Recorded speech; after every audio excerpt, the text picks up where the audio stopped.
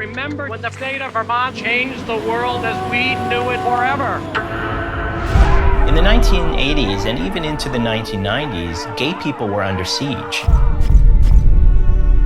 It's difficult for people today to appreciate how recently things were horrible.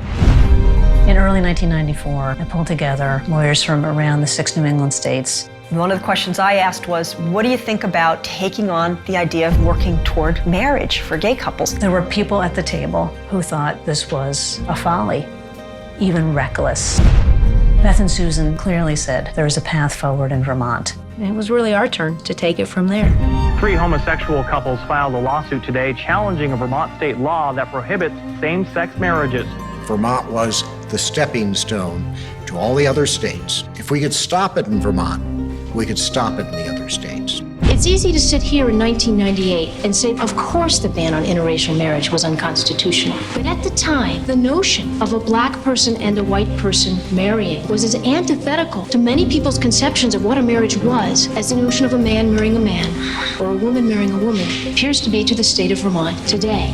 The decision is being called the first of its kind in the nation. Gay couples in Vermont will soon get the same rights and benefits as married heterosexual couples. It wasn't until after the law passed that things got really ugly in Vermont.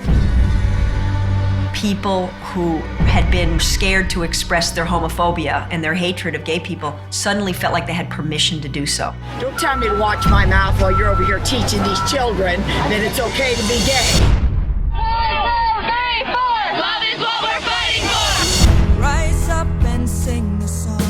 The battle is by no means over. We had to keep working, however long it took, to get to civil marriage for same-sex couples.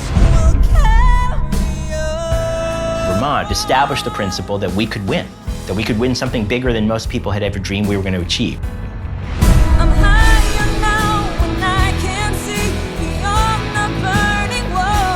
It really changed the course of American history. This was not a gay agenda. This was a human agenda. We need to understand people's heads will follow if you get their hearts.